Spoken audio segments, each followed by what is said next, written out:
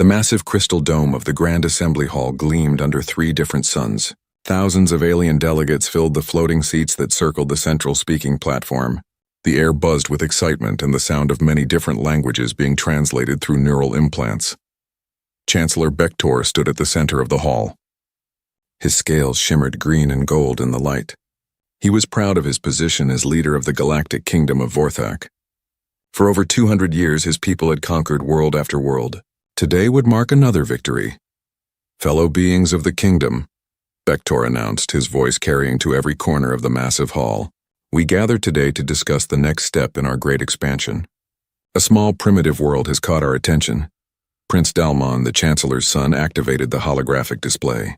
A blue and green planet appeared above the assembly, slowly rotating. White clouds swirled around its surface.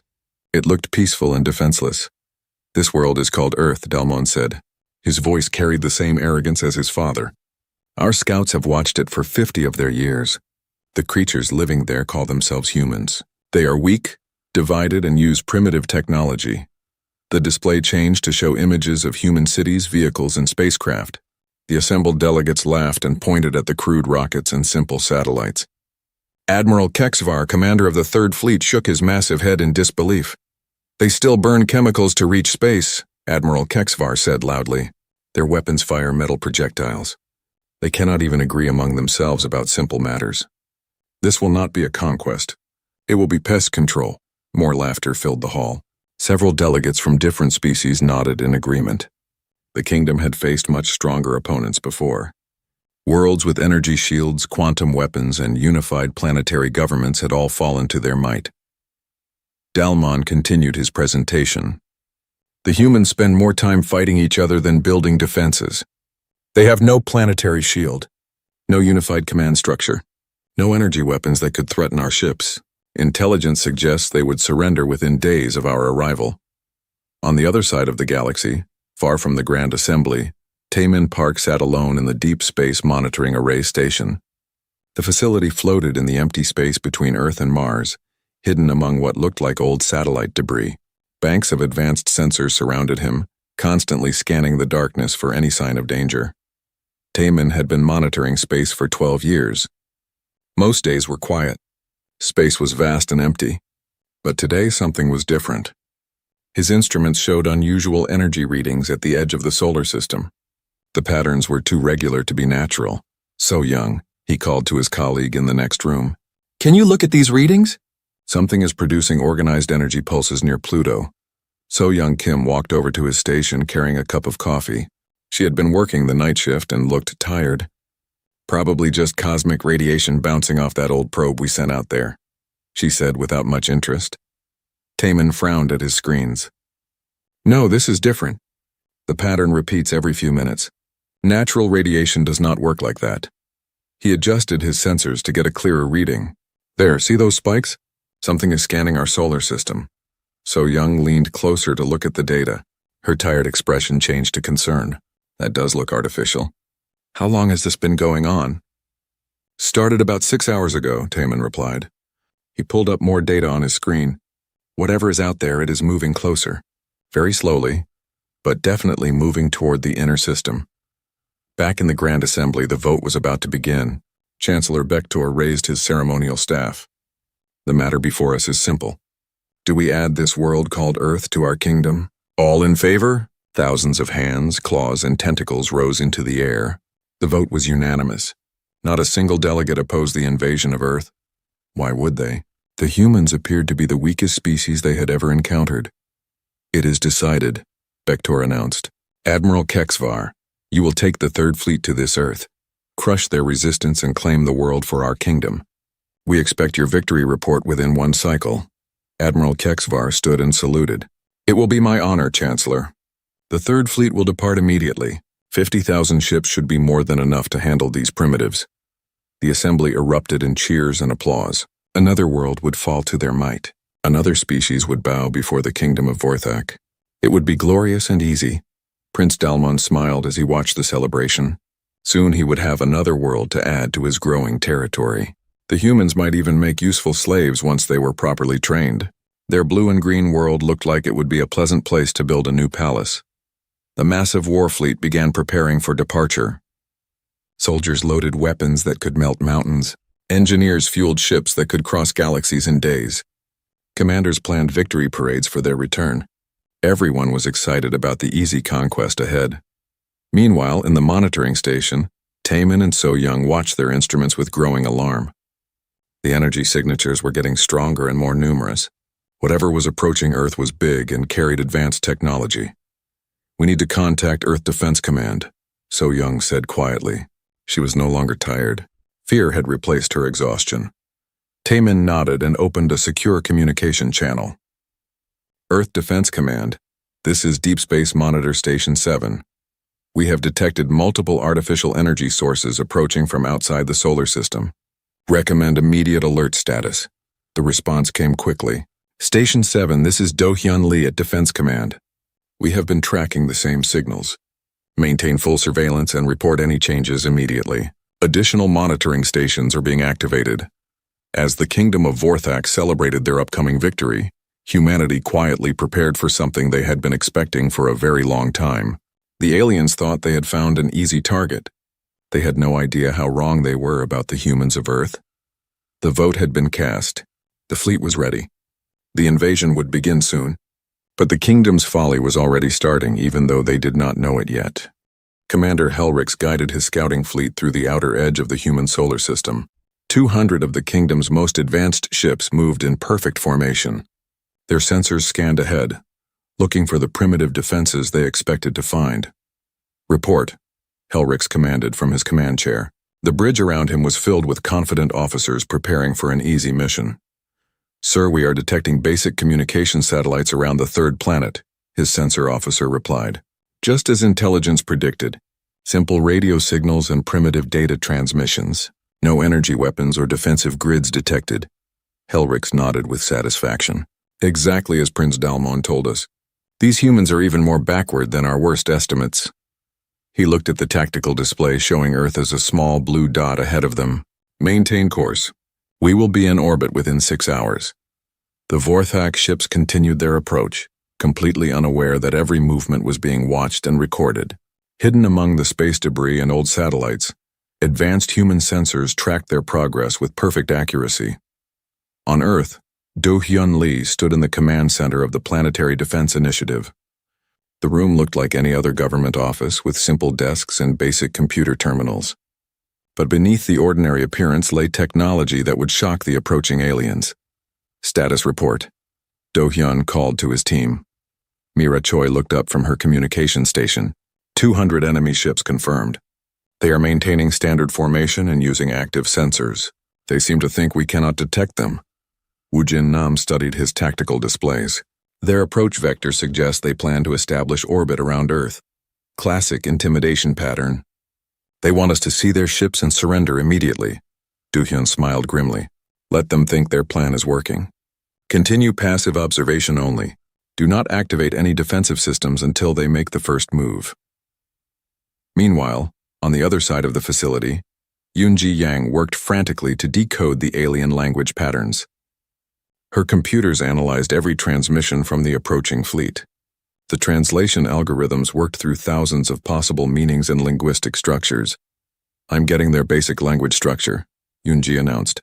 "They use standard mathematical principles for navigation, so their number system is easy to understand. Their command protocols follow logical patterns too." Junho Seo, the military liaison, leaned over her shoulder to look at the translation work. "What are they saying to each other?"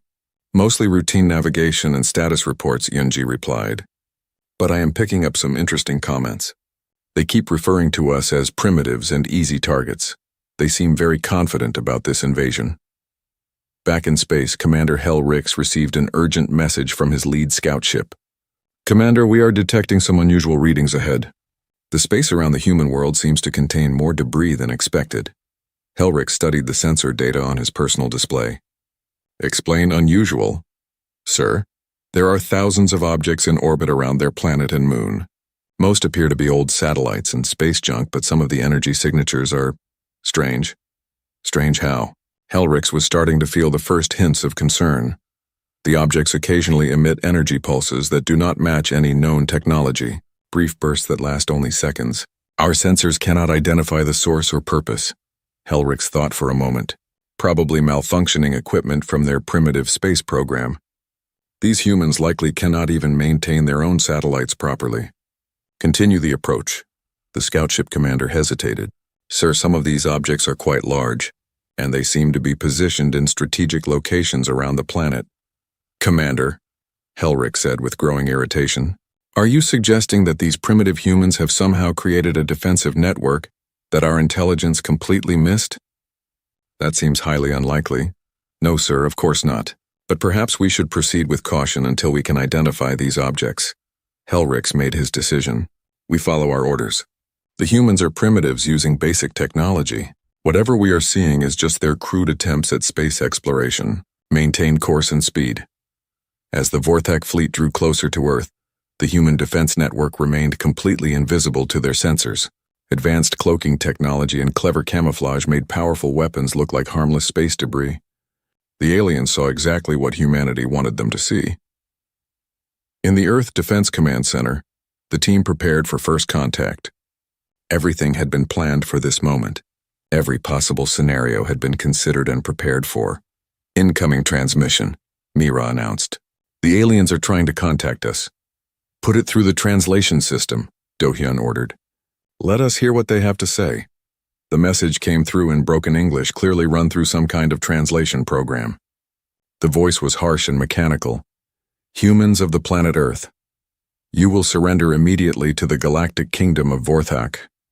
Resistance is futile. Your primitive weapons cannot harm our ships. Submit now and your deaths will be quick.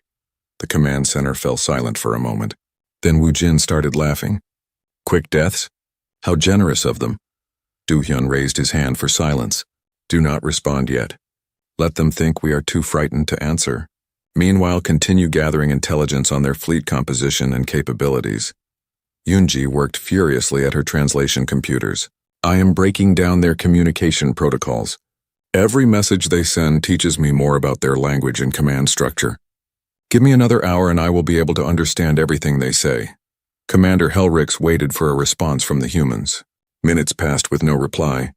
His communications officer tried different frequencies and languages, but Earth remained silent.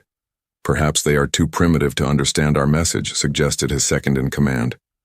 Or too terrified to respond. Helrichs replied. Either way, silence means they recognize our superiority. Prepare to enter orbit around their planet. We will give them a close look at our weapons and see if that encourages them to surrender.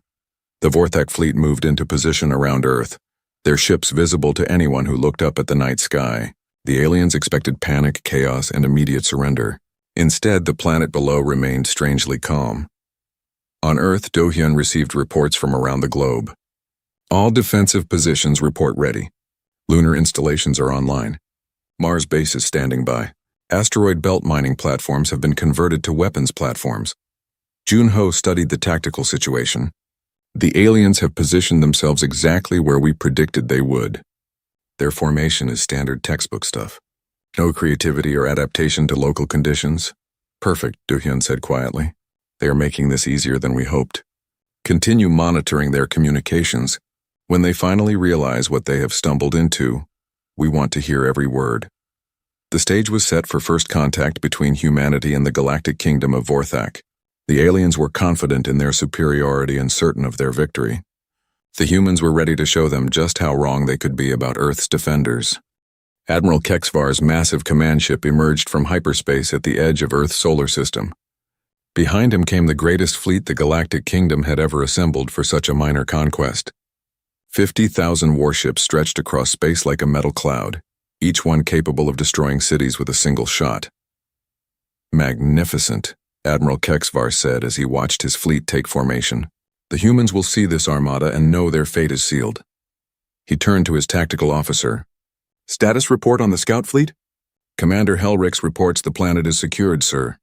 No resistance detected. The humans appear to be hiding in their cities, probably too frightened to respond to our surrender demands.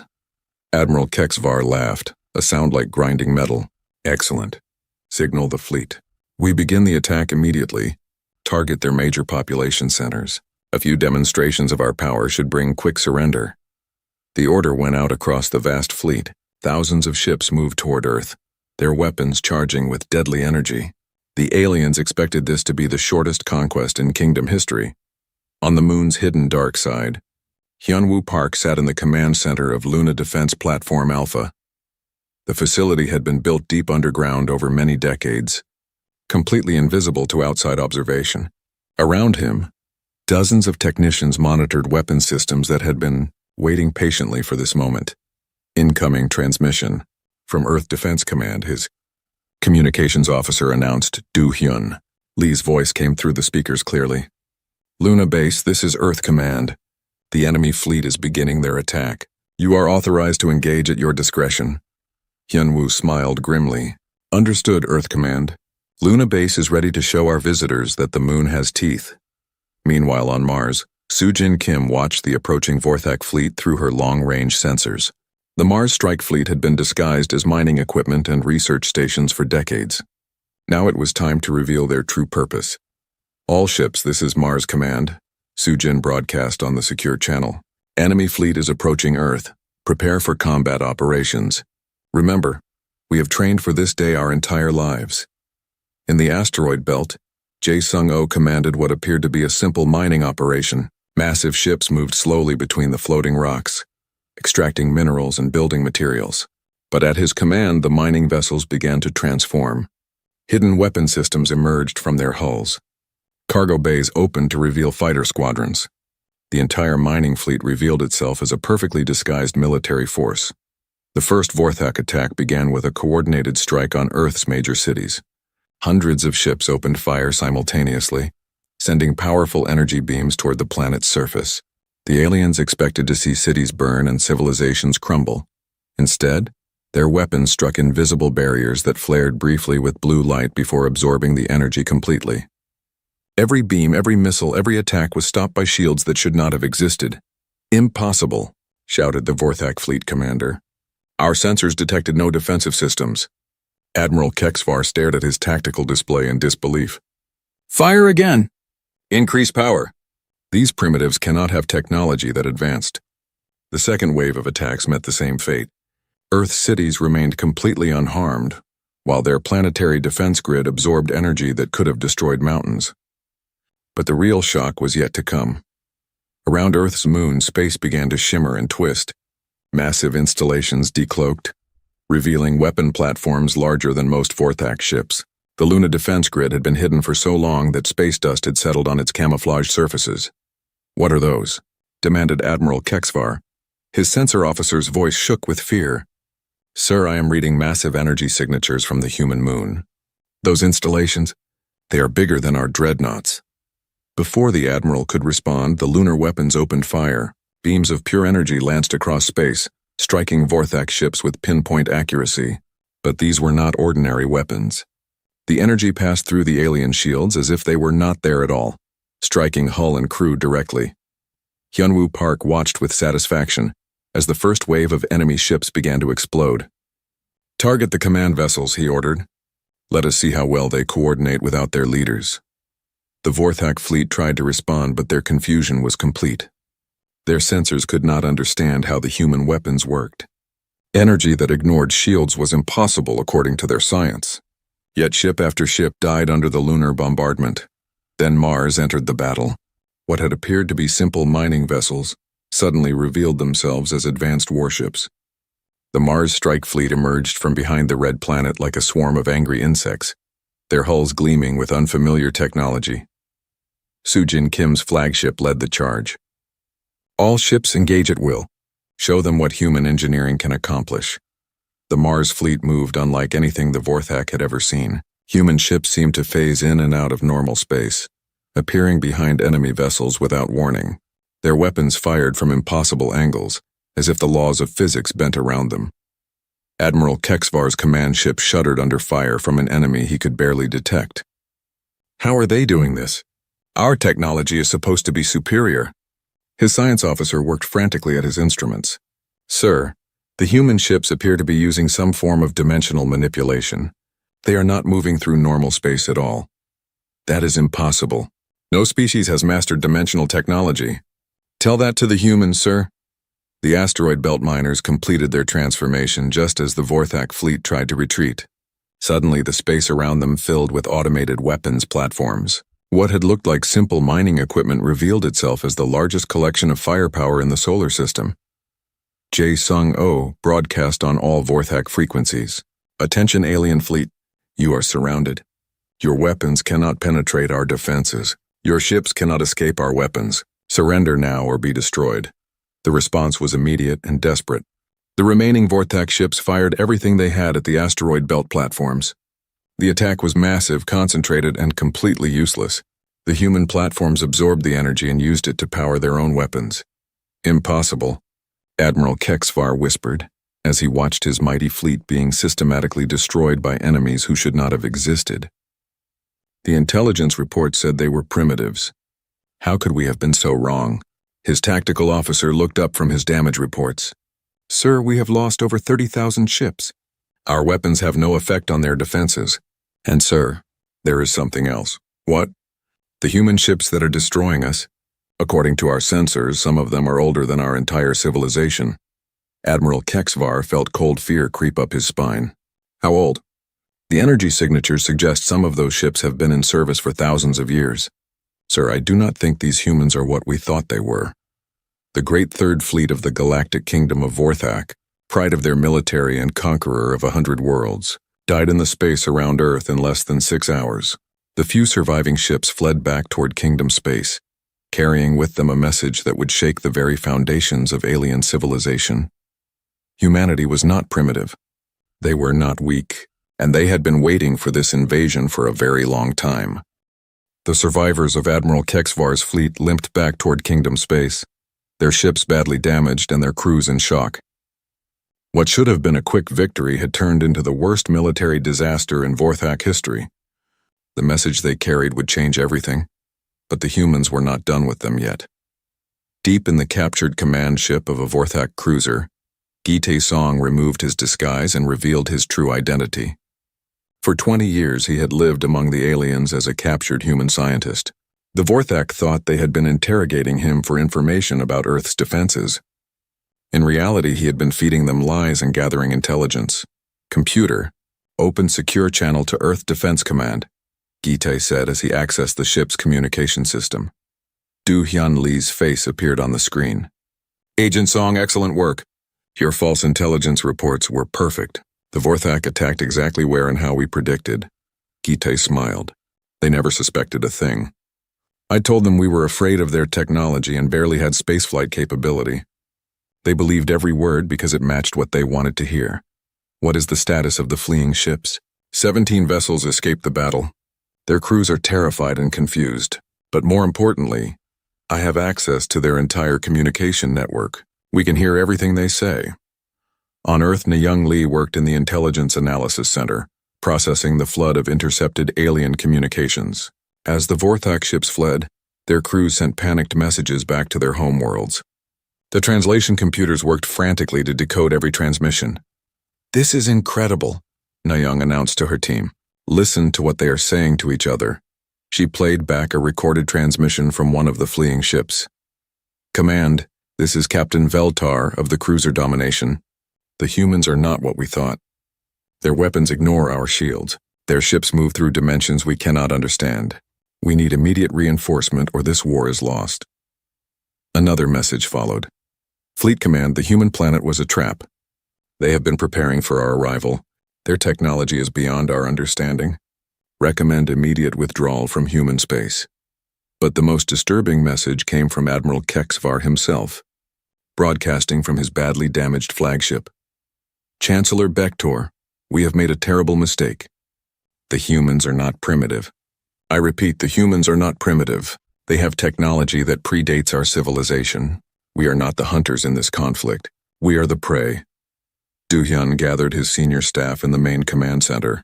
The room was filled with Earth's top military and scientific minds, people who had spent their entire lives preparing for this moment. The first phase is complete, Du-hyun announced. The alien scouting force has been destroyed. But this is just the beginning. Our intelligence suggests they will send reinforcements. Admiral Chan Ho Kim, commander of Earth's hidden fleet, stood up from his chair. Our deep space monitors are already detecting movement in Vorthak space. They are mobilizing everything they have. Good, said Do-hyun. Let them come. The bigger the fleet they send, the more decisive our victory will be. Yejin Bae, leader of the Special Operations Division, activated a holographic display showing the layout of Vorthak space. Our infiltration teams are already in position throughout their territory.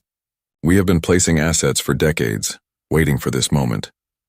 The display showed dozens of star systems, each marked with hidden human bases and sleeper agents. What the Vorthak thought was their secure territory was actually filled with human operatives who had been watching and waiting. Phase 2 begins now, Do-hyun declared. We shift from defense to offense. It is time to show the galaxy that humanity is not to be threatened. Dongmin Han commanded the cyber warfare division from a facility buried deep beneath the Pacific Ocean. His team had spent years learning Vorthak, computer systems and communication protocols. Now it was time to use that knowledge. All teams commence Operation Digital Storm, Dongmin ordered. Target their military networks, communication systems, and navigation computers. I want their reinforcement fleet blind and confused before they even reach human space. Across Vorthak territory, human viruses began infiltrating alien computer systems. The code was unlike anything the Vorthak had seen before. It adapted, learned, and spread through their networks like a living thing. Soon their military computers began showing false information. Their communication systems started broadcasting nonsense, and their navigation computers led ships to empty space. Meanwhile, the human fleet prepared to reveal itself. For centuries, Earth's ships had hidden in the dark spaces between stars, in artificial asteroid fields, and in dimensions that most species could not even detect. Now they emerged like ghosts, becoming solid. Admiral Chan Ho Kim stood on the bridge of his flagship, a vessel that had been built using technology salvaged from humanity's original homeworld. The ship was older than most civilizations, but its weapons and defenses were beyond anything the current galaxy had ever imagined. All ships, this is Admiral Kim. He broadcast to the hidden fleet. Today we end our long exile. Today we remind the galaxy why our ancestors were feared across the stars. Prepare for combat operations. Thousands of human ships decloaked simultaneously across dozens of star systems. The vessels appeared on Vorthak sensors like a nightmare becoming real. Each ship carried technology that violated known physics. Each crew member had trained for this moment their entire lives. Yejin Bae led the first strike team into the heart of Vorthak space. Her ships used dimensional technology to appear directly inside enemy star systems, bypassing all their outer defenses. The psychological effect was devastating. This is impossible, gasped a Vorthak system commander as human ships materialized around his space station. How did they get past our sensors? Yejin opened a communication channel to the alien station. This is Commander Yejin Bae of the Human Defense Force. Your fleet attacked our home without provocation. Now you will face the consequences. Surrender immediately or be destroyed. The Vorthak commander looked at his tactical displays in horror. The human ships had appeared from nowhere, their energy signatures unlike anything in known science. How many ships do you have?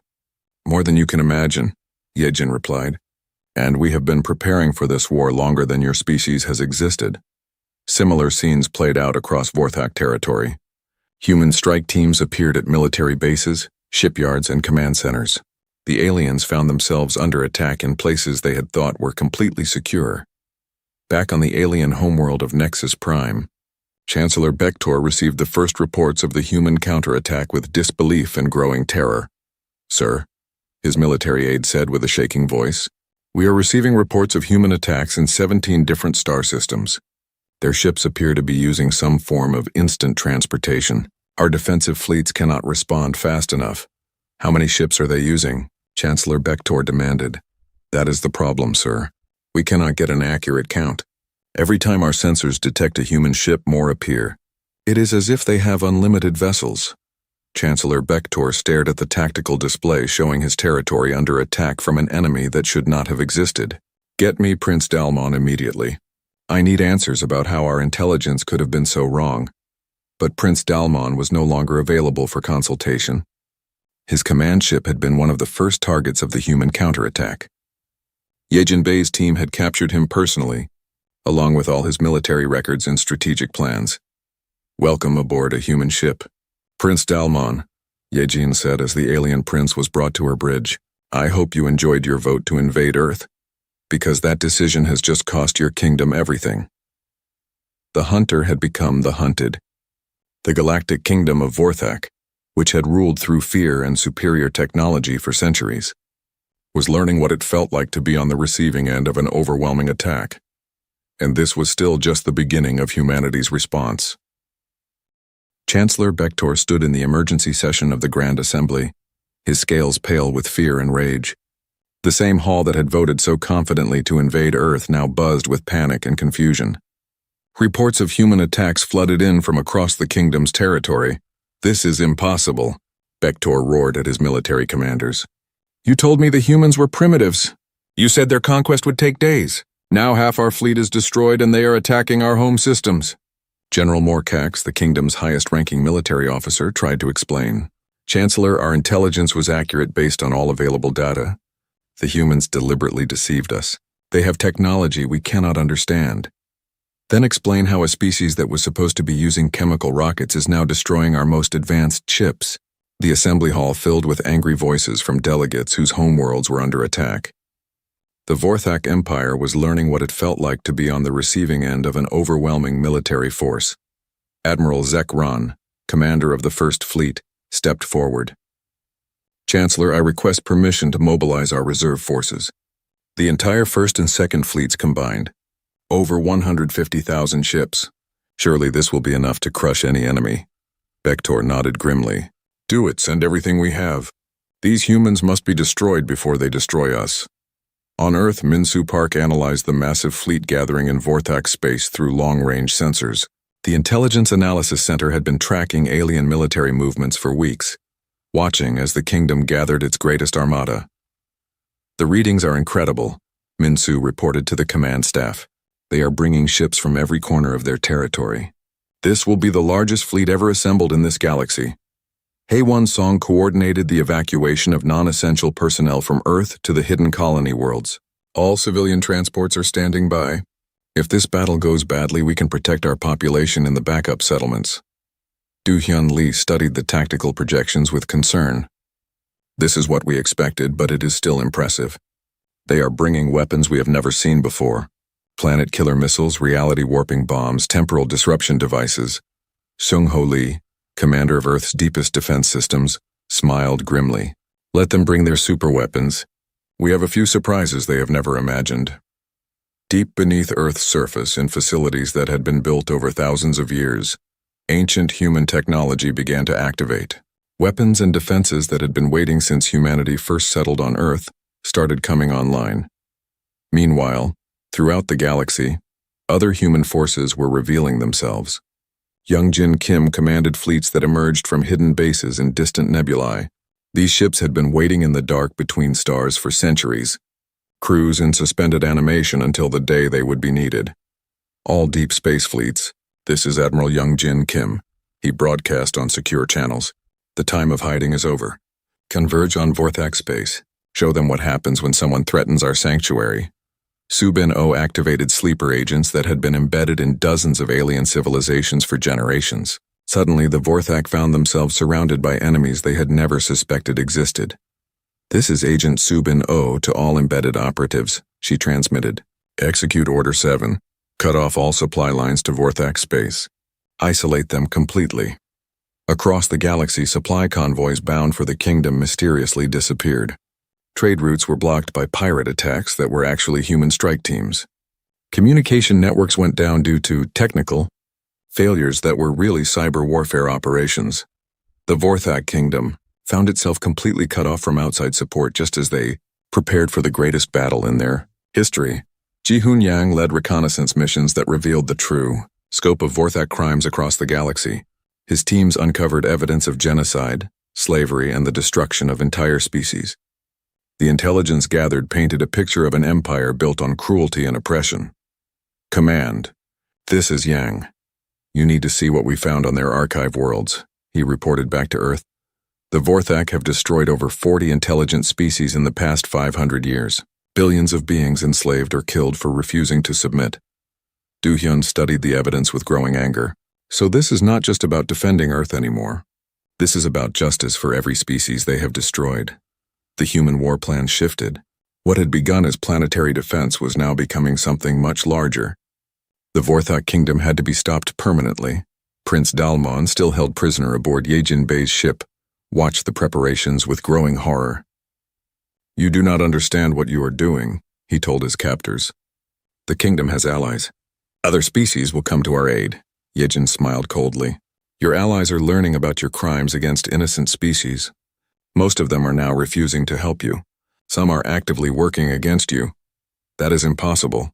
Our empire has lasted for centuries. Your empire was built on lies and fear.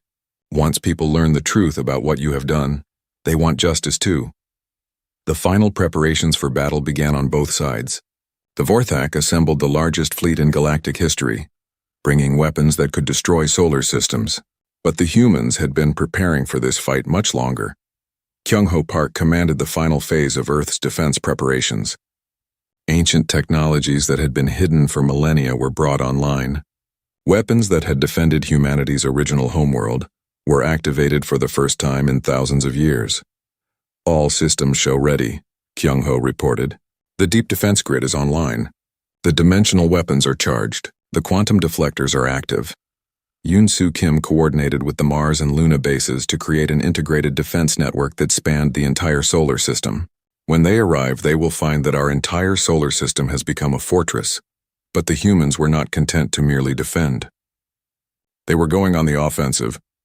So Min-young prepared the assault fleet that would carry the war directly to the Vorthak homeworld. Target is Nexus Prime itself. We end this where it started. One young Han made final preparations for the occupation forces that would take control of Vorthak territory after the battle. "We will not just defeat them. We will ensure they can never threaten anyone again." Da-Yoon Seo coordinated with alien resistance groups throughout Vorthak space. Species that had been oppressed for generations were rising up against their overlords.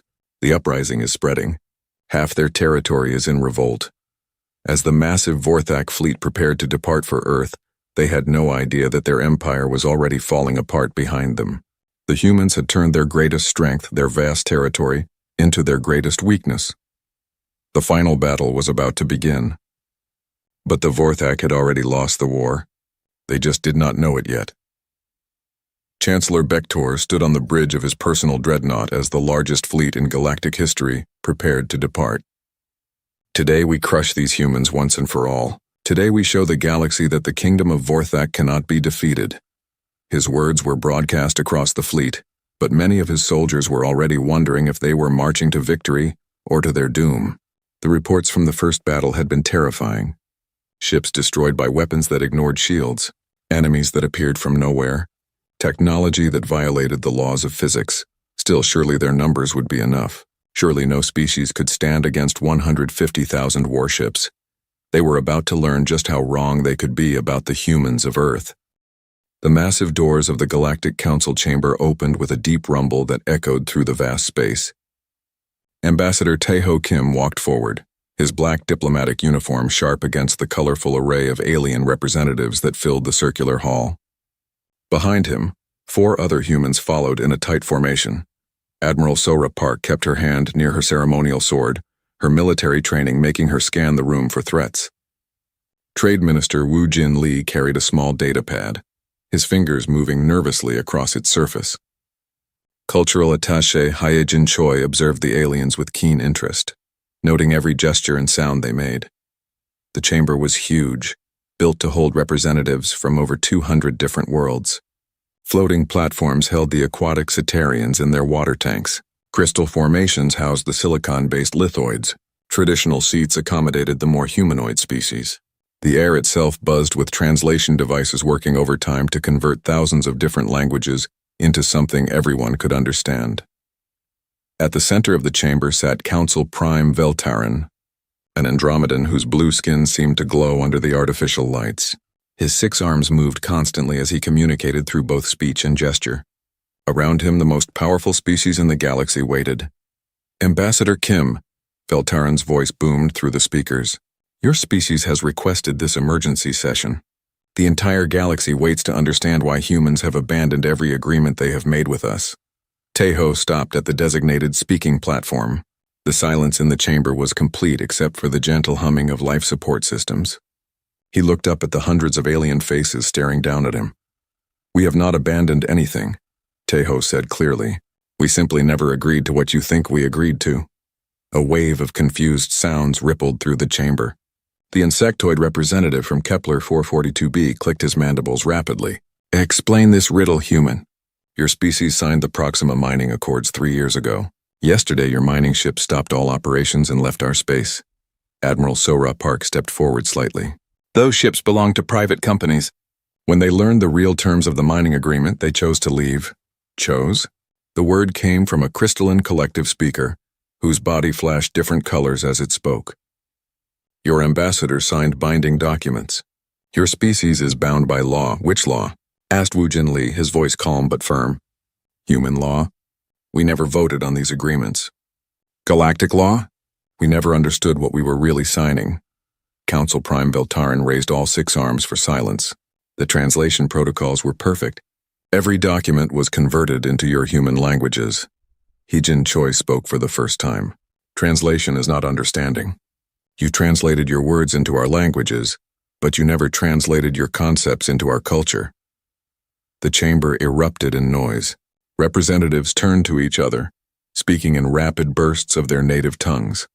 Some aliens seemed angry, others confused. A few appeared frightened. "Order!" Veltaran commanded. "Explain what you mean, human." Tejo looked around the chamber slowly. "When I signed those documents 3 years ago, I was one human speaking for myself. I had no right to speak for 8 billion others. But you are their ambassador," protested the Cetarian representative, her voice bubbling through her water tank. "Your government sent you to represent them." "My government was elected by less than half of our population," Tejo replied. "Even if every human had voted for them, they still couldn't force individual humans to honor agreements they never made." Admiral Sora Park added, "In human culture, we believe each person must choose for themselves. No one can force another human to work, trade, or fight against their will." The silence that followed was different from before. This was not confusion but shock. The aliens were beginning to understand that something fundamental had been wrong from the start. "Impossible," whispered the Zephyrian trade minister. "How can a species function without central authority? How do you coordinate anything?" "We cooperate when we choose to," Wu Jinli answered. "But cooperation cannot be forced. It must be earned." Veltarin leaned forward, his blue skin darkening. "Are you saying that every agreement between humanity and the galaxy is void?" "We are saying they were never valid to begin with," Tejo said firmly. "You cannot make agreements with people who do not understand what they are agreeing to. You cannot bind people who never consented to be bound." The representative from the banking consortium, a floating crystal entity, began pulsing with red light. "The economic implications, if human commitments are unreliable—" "They are not unreliable," Heejin Choi interrupted. "They simply do not exist. You have been operating under false assumptions about how humans make decisions." "But your military helped us defend the Outer Rim," protested the Andromedan Defense Coordinator. "Your soldiers fought and died for galactic peace." Admiral Sora Park's expression hardened. "Our soldiers volunteered. Every single one chose to fight. But they can also choose to stop fighting if they believe the cause is unjust." "And they do believe that now?" Veltarin asked quietly. "Many are beginning to question agreements they never made," Sora Park replied. "When people learn they were committed to things without their knowledge or consent, they tend to feel betrayed." The chamber fell silent again. The weight of the revelation was sinking in. Every trade deal, every military alliance, every cooperative agreement between humanity and the galaxy was built on a fundamental misunderstanding. "What do you want from us?" Veltaran finally asked. Tejo straightened his shoulders. "We want to start over. We want real agreements made with real understanding between species who respect each other as equals." "And if we refuse?" Admiral Sora Park spoke quietly, but her words carried clearly through the chamber. "Then humans will make their own choices about their future. Some may choose to honor old agreements. Others will not. The choice belongs to each individual human." The implications hit the assembled aliens like a shockwave. Humanity was not negotiating. They were not making demands or threats. They were simply stating facts about their nature that no one had bothered to understand before. "We need time to consider this," Veltarin said. his voice shaking slightly. Of course, Taiho nodded. We have waited 20 years to be properly understood. We can wait a little longer. As the human delegation turned to leave, every alien in the chamber knew that everything had changed. The galaxy they thought they knew had just revealed itself to be built on foundations of sand. Dr. Yoon-Soo Yoon stood before the largest holographic display the Galactic Council had ever seen. The projection filled the entire center of the chamber, showing complex diagrams that made many aliens shift uncomfortably in their seats. She wore simple gray clothes, but her presence commanded attention from every representative in the room. 3 days ago, you asked us to explain how humans think. She began, her voice clear and steady. Today I will show you why every agreement you made with us was impossible from the start. The first image appeared in the hologram. It showed the brain structure of an Andromedan, with bright lines connecting different regions. Council Prime Veltaran, your species evolved from hive insects. Your individual consciousness is connected to every other Andromedan through quantum entanglement in your neural tissue. Veltaran nodded slowly. This is common knowledge. When you make a decision, Yoon-Soo continued, you are not just making it for yourself. Your choice becomes part of a shared network that influences every member of your species. When you signed agreements with humans, you believed you were speaking for humanity, the same way you speak for Andromedans. The image changed to show the crystalline collective's structure. Your species shares a single consciousness distributed across multiple bodies. When one crystal speaks, all crystals agree because there is only one mind among you. The collective representative pulsed bright blue. Correct. We cannot understand how individual consciousness could function without connection to the whole. Yoon-Soo gestured, and new images appeared. The Cetarians have genetic memory shared across their entire species. The Zephyrians communicate through pheromones that create instant consensus. The Lithoids think as a planetary organism. She paused and looked around the chamber. Every species in this galaxy has some form of collective decision-making. When your representatives sign agreements, they truly represent their entire species, because they are their entire species in some way. Admiral Sora Park stepped forward. Now show them human brain structure. The hologram shifted to display a human brain. Unlike the other images, this one showed no connecting lines to other brains. It stood alone, isolated, completely individual. Humans, Yoon-Soo said quietly, are the only known species in the galaxy with true individual consciousness. When a human makes a decision, it affects only that human. We cannot speak for each other because we cannot think for each other. The silence in the chamber was complete. Many aliens stared at the display as if seeing something impossible. You lie, hissed the insectoid representative. No species could survive with such chaos. How do you coordinate? How do you make group decisions? We argue, said Trade Minister Wu Jin-Lee with a slight smile. We debate, we vote. Sometimes we agree, sometimes we do not. We have wars, elections, revolutions, and peace treaties, all because we cannot force each other to think the same way. Council Prime Veltaran's blue skin had turned pale. Are you saying that when Ambassador Taiho signed our agreements, he was not representing humanity? He was representing only himself, confirmed Yoon-Soo. He thought he was representing Earth's government, but even Earth's government cannot speak for humans who disagree with it. Cultural Attaché Hee-Jin Choi activated another display. Let me show you how human government actually works. In our last global election, only 4.2 billion humans voted out of 8.3 billion total. Of those who voted, 2.1 billion chose the current government. That means our representative government actually represents about 25% of humanity. The rest simply ignored the election? Asked the Cetarian representative, her voice bubbling with confusion. Some could not vote due to age or legal restrictions, Hee-Jin explained. Others chose not to vote because they disagreed with all candidates. Others forgot to vote. Others were too busy with their own lives to care about politics. The banking consortium representative flashed red. How can such a system function? How do you maintain order? We don't, Admiral Sora Park said bluntly. Humans are constantly in disagreement about everything. We have thousands of different governments, millions of different companies, billions of different opinions. What you call chaos, we call freedom. Yoon-Soo brought up another display showing human population distribution.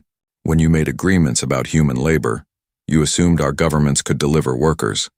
But humans work only when they choose to work. They can quit any job, move to any place, change their minds at any time. When you made military agreements, Sora Park added.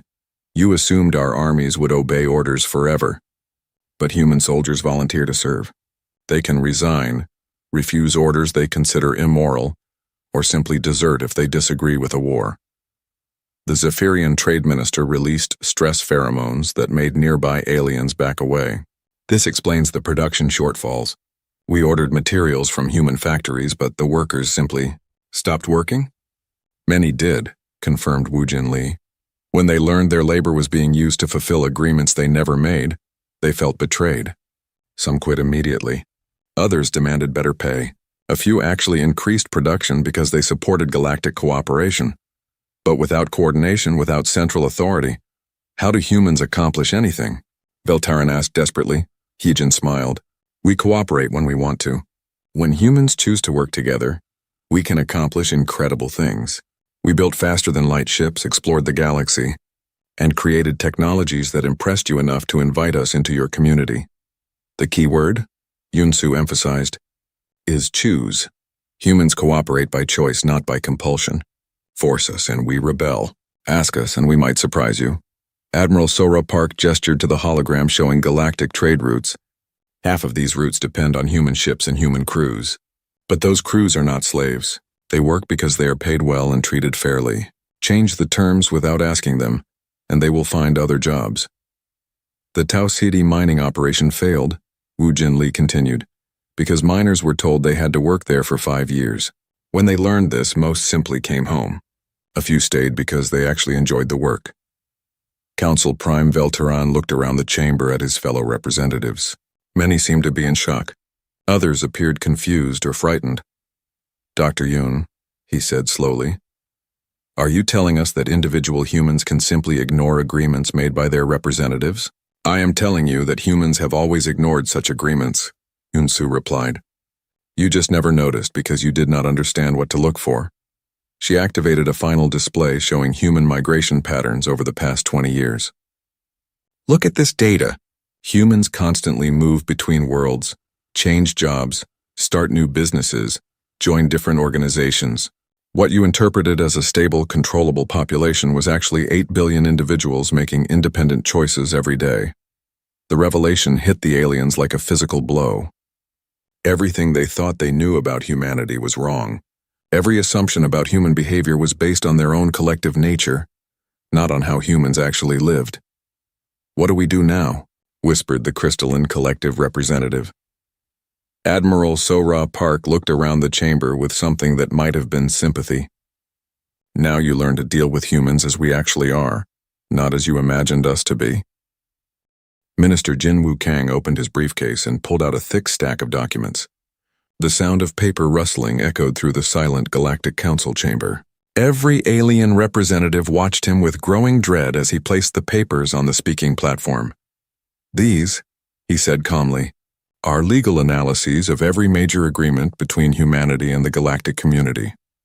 My team has spent the last 6 months reviewing them under human legal principles. Council Prime Veltaran leaned forward, his 6 arms gripping his chair tightly. What did you find? Complete legal invalidity, Jinwoo replied without emotion. Not a single agreement meets the basic requirements for binding human consent. He picked up the first document. The Proxima Mining Accords. This agreement committed 50,000 human workers to 5-year contracts on Proxima 7. However, only 847 humans actually signed individual contracts. The rest were assigned by Earth's colonial administration without their knowledge. The insectoid representative clicked his mandibles rapidly. But your government has the authority to assign workers. No, Jinwoo said firmly. Human governments cannot force citizens to work specific jobs. That is called slavery, and it is forbidden under our most basic laws. Admiral Sora Park stepped forward. When humans learned they had been assigned to work on Proxima 7 without their consent, 97% refused to go. The few who went were volunteers who actually wanted the work. The banking consortium representative flashed bright red. But the economic projections, the production quotas, how can we plan anything if human labor commitments are meaningless? They are not meaningless, corrected Trade Minister Woojin Lee. They are simply different from what you expected. Humans will work when they choose to work and are fairly compensated for their labor. Jinwoo picked up another document. The Outer Rim Defense Treaty. This committed human military forces to defend 23 star systems. However, our analysis shows that human soldiers were never informed they would be fighting in foreign wars. Cultural attaché Hee-jin Choi activated a holographic display showing recruitment statistics. Human military recruitment is entirely voluntary. Soldiers sign contracts to defend Earth and human colonies. They did not agree to fight in wars for alien species they had never heard of. But they did fight, protested the Andromedan defense coordinator. Human soldiers died defending our worlds. Admiral Sora Park's expression grew serious. They fought because their commanders told them it was necessary to protect Earth. When they learned the truth about the treaty obligations, many units voted to return home immediately. The Cetarian representative's water tank bubbled with distress. Voted? Military units cannot vote on their orders. Human military units can, Sora Park replied. Our soldiers are citizens first, soldiers second. They have the right to refuse orders they consider illegal or immoral. Jinwoo continued through his documents. The Technology Sharing Initiative. This agreement gave galactic species access to human research and development. However, 73% of human scientists never agreed to share their work. Dr. Yoon Soo-yoon stepped forward. Human scientists share knowledge freely when they choose to, but they also have the right to keep their discoveries private, sell them to the highest bidder, or share them only with people they trust. The Tau Ceti Agricultural Program, Jinwoo read from another paper. This committed human farmers to produce food for 12 alien colonies. The farmers were never consulted and never agreed to these production quotas. The Zephyrian trade minister released stress pheromones. But food production is essential. How can farmers simply refuse to grow food? They can grow whatever they want, explained Woo Jin Lee. Human farmers are private business owners. They decide what to plant, where to sell it, and how much to charge. No government can force them to grow specific crops for specific customers. Hee-jin brought up another display showing current food production levels. Interestingly, when human farmers learned about the alien colonies' food needs, many chose to increase production. But they demanded fair prices and direct trade relationships instead of government-mandated quotas. Jinwoo picked up a particularly thick document, the Colonial Expansion Accords.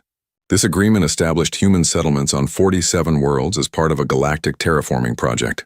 However, the settlers were never told they were part of an alien economic development plan. They thought they were pioneers seeking new lives. Admiral Sora Park added, when they learned their colonies were meant to serve alien economic interests, most declared independence from both Earth and the galactic community.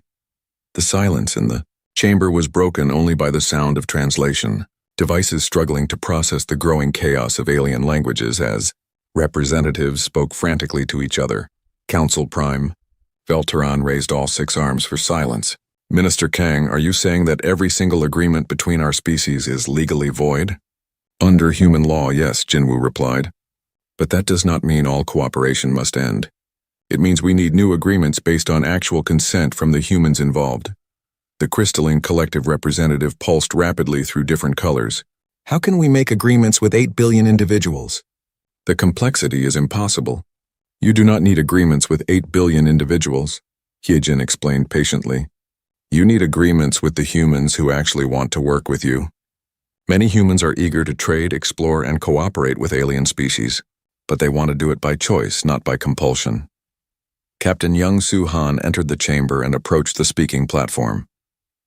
He wore the uniform of Earth's Independent Fleet Command, an organization that had not existed 6 months ago. I represent 2.3 million human military personnel who have chosen to continue honoring defense agreements with alien species, he announced. But we do so as volunteers, not as conscripts. We fight when and where we choose to fight. Admiral Sora Park nodded approvingly. Captain Han's fleet represents about 40% of human military forces. The rest have chosen different paths. Some returned to Earth to defend human colonies. Others formed independent mercenary companies. A few became pirates. Pirates? The word came from multiple aliens simultaneously. Freedom includes the freedom to make bad choices, Sora Park said with a slight smile. We warned you that humans are unpredictable. Jinwoo picked up his final document, the Galactic Trade Standardization Agreement. This established common currencies, trade regulations, and economic policies across all member species. Humans never voted on this agreement, and it violates several human economic principles. Wu Jinli stepped forward. Human companies can trade in any currency they choose. They can set their own prices, choose their own customers, and ignore regulations they consider unfair. No central authority can control human economic activity. The banking consortium representative was now flashing so rapidly between colors that it was hard to look at directly. The entire galactic economy depends on predictable trade relationships. If humans can simply ignore economic agreements, then you will need to make those agreements attractive enough that humans want to honor them. Wu Jinli finished. Competition, choice, and voluntary cooperation produce better results than forced compliance. Council Prime Veltaran looked around the chamber at the growing chaos. Many alien representatives were in heated discussions with their advisors. Others sat in stunned silence. A few appeared to be having what humans might recognize as panic attacks. "What do you propose we do?" he asked quietly. Ambassador Tae-ho Kim, who had remained silent throughout the presentation, finally spoke. "We propose that you learn to work with humans as partners instead of as resources to be managed. We propose that you discover what happens when cooperation is based on mutual benefit instead of legal compulsion." He paused and looked around the chamber. "We propose that you find out what humanity can accomplish when we choose to work with you instead of being forced to work for you." The chamber fell silent as the full implications of humanity's revelation sank in. The galaxy was about to discover what 8 billion individuals could do when they were finally free to choose their own destinies. Dr. Mi Young Song stood at the center of the Galactic Council chamber, surrounded by holographic displays showing charts, graphs, and legal documents. The assembled alien representatives looked exhausted after 3 days of continuous sessions, but their attention remained focused on her every word. "You have asked what humans need for valid agreements," she began, her voice carrying clearly through the vast space. "Today I will explain the minimum requirements for any binding contract with human beings." Council Prime Veltaran gestured with 2 of his 6 arms. "Please proceed, Dr. Song. The galaxy is listening." The first holographic display showed a simple flowchart. "Individual informed consent," Mi Young announced. "Every human affected by an agreement must personally understand and approve of their participation." "What does that mean in practical terms?" asked the Cetarian representative, her voice bubbling through her water tank. "It means," said Environmental Coordinator Da-eun Kim, stepping forward, "that if you want humans to work in your mines, every single miner must know exactly what they will be doing, where they will be working, how long they will be there, what they will be paid, and what risks they will face." The insectoid representative clicked his mandibles nervously. "But that could involve millions of individual contracts." "Yes," Da-eun replied simply. "If you want millions of humans to work for you, you need millions of agreements. Humans do not come in bulk packages." Mi Young activated the next display. "Transparent information disclosure. Humans must know all relevant facts before making decisions. Hidden terms, secret clauses, and undisclosed consequences make any agreement invalid." Industrial Production Chief Seung-ho Park approached the platform carrying a data tablet.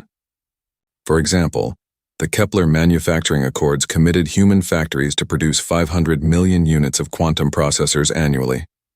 However, the human factory owners were never told these processors would be used in weapon systems. "When they learned the truth," he continued, 78% of the factories stopped production immediately. The remaining 22% demanded triple pay and the right to inspect all end-use applications. The banking consortium representative flashed bright orange, but such transparency could compromise trade secrets and strategic advantages. "Then you must choose," said trade specialist In-ho Choi, joining the group at the platform. "Do you want human cooperation or do you want to keep your secrets? You cannot have both." Mi Young moved to the third display. "Democratic ratification. Agreements affecting large numbers of humans must be approved through genuine democratic processes." The Andromedan defense coordinator leaned forward. "Explain this requirement. Human. Governments can only make binding commitments when they have clear authorization from the people they represent," explained military coordinator Sujin Kim. "This means real elections with real choices, not the ceremonial votes you witnessed during our admission to the galactic community." Admiral Sora Park stepped forward. The Outer Rim Defense Treaty was never put to a democratic vote. If it had been, human voters would have demanded to know exactly which battles they were committing their soldiers to fight, and many would have voted against it, added Captain Young-Soo-han. Humans are not automatically willing to die for alien causes. We need to be convinced that the cause is just and the methods are honorable. The fourth display appeared, showing legal frameworks. Right of withdrawal, Mi-young announced. Humans must always retain the right to change their minds and leave agreements that no longer serve their interests. The crystalline collective representative pulsed rapidly through multiple colors. But long-term planning requires stable commitments. How can we invest in projects if humans can simply abandon them? You plan for the possibility that some humans will leave, said Dr. Kyung-min Lee, representing Earth Science Collectives. And you make your projects attractive enough that humans want to stay. He activated a personal holographic display. The Andromeda Research Station lost 60% of its human staff when they learned about the withdrawal prohibition clause. But the remaining 40% have produced breakthrough discoveries because they are there by choice, not by compulsion. Mi-young moved to the final main display.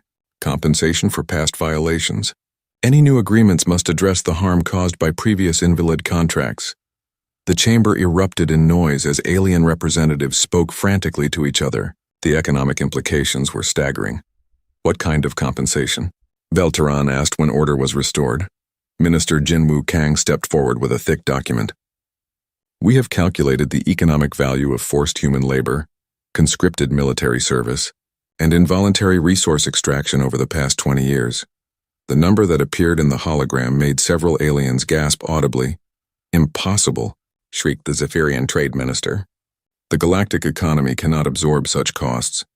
Then you will need to find creative solutions, said Ambassador Tae-ho Kim calmly.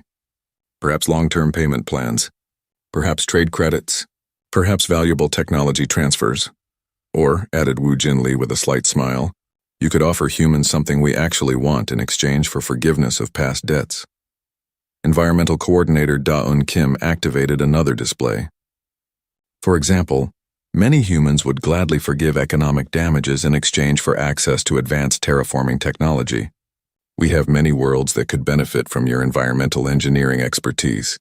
Industrial production? Chief Seung-ho Park nodded. Human manufacturers would consider debt forgiveness in exchange for advanced materials science. Your crystalline composites could revolutionize our construction industry. What you call compensation, Dr. Kyung-min Lee added, could become the foundation for genuine partnership. Instead of taking from humans, you could be trading with humans. Mi-young activated a new set of displays showing potential cooperation models. These are examples of agreements that would meet human requirements for validity. The first example showed a mining operation. Voluntary miners working for competitive wages with full knowledge of risks and working conditions. Contracts can be terminated by either party with reasonable notice. Profits shared between miners, management, and local communities. The second showed a military alliance. Volunteer soldiers serving specific missions for specific time periods. Clear rules of engagement, the right to refuse orders that violate human military ethics. Regular rotation back to Earth for rest and retraining. The third showed a trade relationship. Human companies choosing to accept alien contracts based on transparent terms and fair pricing. No production quotas that companies cannot meet. No exclusive dealing arrangements that prevent humans from trading with other species. Captain Young-Soo-han stepped forward. I have 50,000 human soldiers ready to honor existing defense commitments under these new terms. They know exactly what they are fighting for and why. They are more effective than twice that number of conscripted troops. Industrial Production Chief Seung-ho Park nodded. Human companies are already negotiating new contracts under these principles. Production efficiency has increased 40% because workers understand and support their goals. The most important thing to understand, Mi-young concluded, is that these requirements are not obstacles to cooperation. They are the foundation for better cooperation. She gestured to all the displays around her. When humans choose to work with you, when they understand what they are doing, when they are fairly treated and justly compensated, they will accomplish things that forced labor never could. Council Prime Velteran looked around the chamber at his fellow representatives. Many appeared overwhelmed by the complexity of what humans were proposing. Others seemed intrigued by the possibilities Dr. Song, he said slowly. You are asking us to completely restructure how the galaxy conducts business. We are asking you to treat humans as equals instead of as resources, Mi-young replied. The choice of whether to restructure galactic business practices is yours to make. Ambassador Tae-ho Kim stepped forward for the final word. We have shown you what humans require for genuine cooperation. We have explained why previous agreements were invalid. We have offered solutions that benefit everyone. He paused and looked around the chamber. Now you must decide whether you want to work with humanity, or whether you prefer to work without us. Either choice is acceptable to us, as long as it is honestly made. The chamber fell silent as the weight of humanity's ultimatum settled over the assembled aliens. The galaxy was being forced to choose between its old ways and an uncertain but potentially revolutionary future. Ambassador Tae-ho Kim stood before the Galactic Council one final time, but this time he was not alone.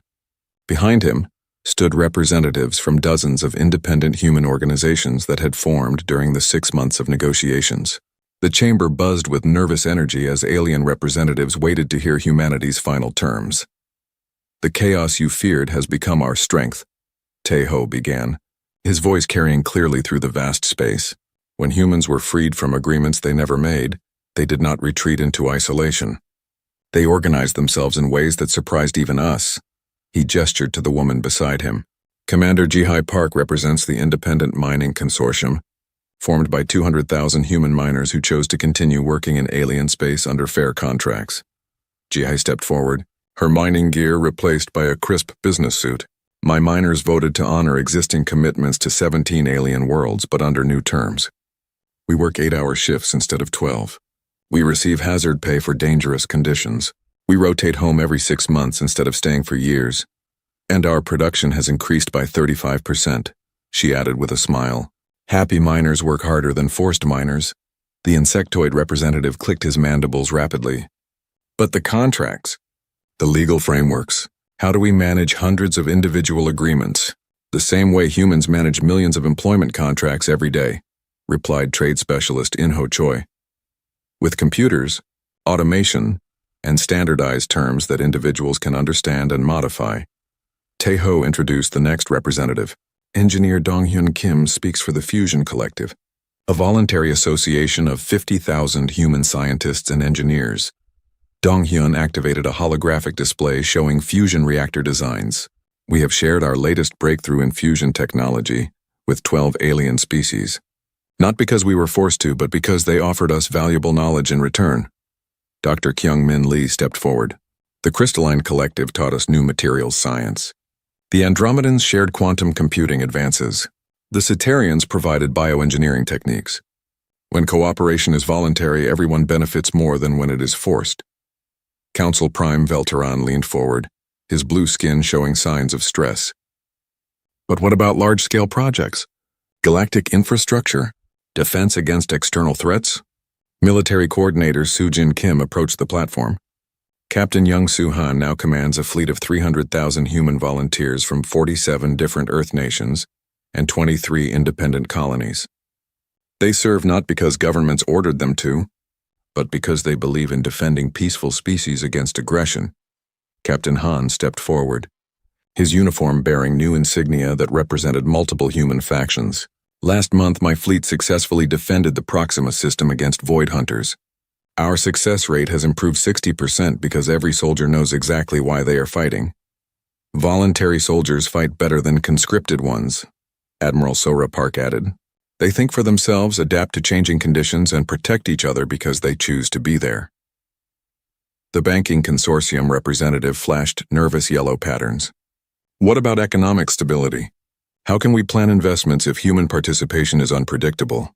Economic coordinator Haiwan Jung, representing the new Human Trade Federation, stepped forward with a data tablet. Human economic participation is not unpredictable. It is responsive to market conditions. She activated a display showing trade flow charts. When you offer fair prices and honest terms, humans compete to work with you. When you try to exploit us, we find better opportunities elsewhere. This is not chaos. It is market efficiency. For example, added Industrial Production Chief Seung-ho Park, human manufacturers received 400% more orders from alien species after we established transparent pricing and quality guarantees. Aliens trust human products more when they know humans are building them willingly. Environmental Coordinator Da-Yun Kim stepped forward, carrying soil samples from multiple worlds. The Terraforming Coalition represents 80,000 human agriculturalists and environmental engineers. We are currently improving the atmosphere and soil conditions on 34 alien worlds. The difference, she explained, is that we work with alien ecosystems instead of destroying them. When humans choose to help, we find creative solutions that forced labor could never discover. Dr. Mi Young Song approached with a group of aliens wearing human-made translation devices. The Cultural Exchange Initiative has established direct relationships between human communities and alien communities. Without government interference, we have learned more about each other in 6 months than in the previous 20 years. One of the aliens, a young Andromedan, spoke through the translation device. I lived with a human family on Earth for 3 months. They taught me individual decision-making. I taught them collective harmony. We found balance between our ways of thinking. Council Prime Velteron stood up, all 6 arms trembling slightly.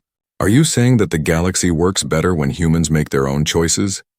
We are saying, Taeho replied, that cooperation works better than coercion for any species, not just humans. Communications Director Sun Mi Lee activated a galaxy-wide broadcast system.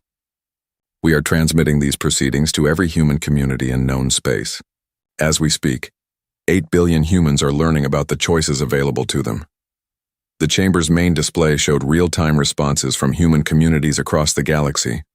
Millions of acceptance messages for voluntary cooperation agreements, thousands of applications to join various human collectives, hundreds of new proposals for human-alien partnerships. This is remarkable, whispered the Cetarian representative.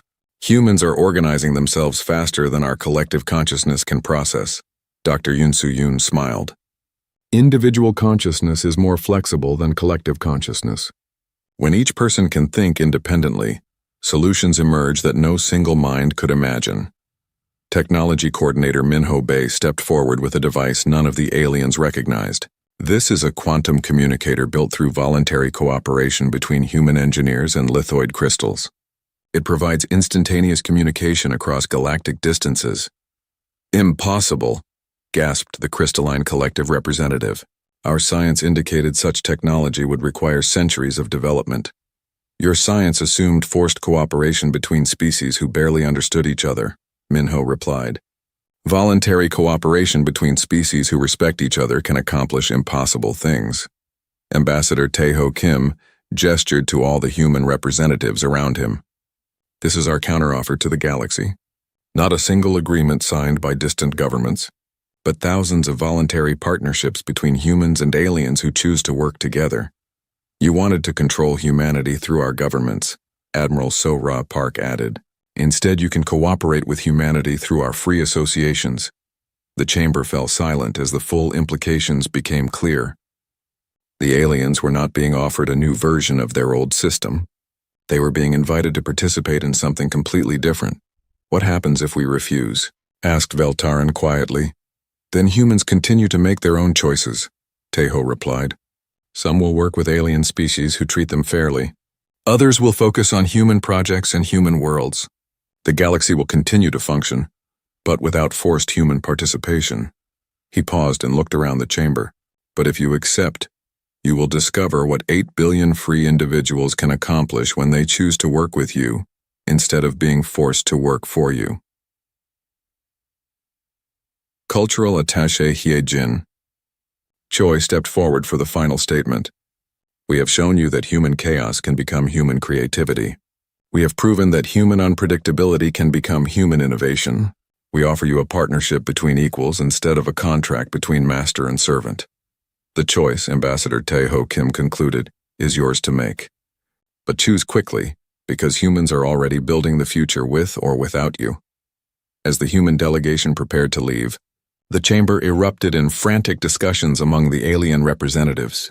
The galaxy stood at a crossroads, and the path they chose would determine whether humanity's revolution would transform galactic civilization or leave it behind entirely.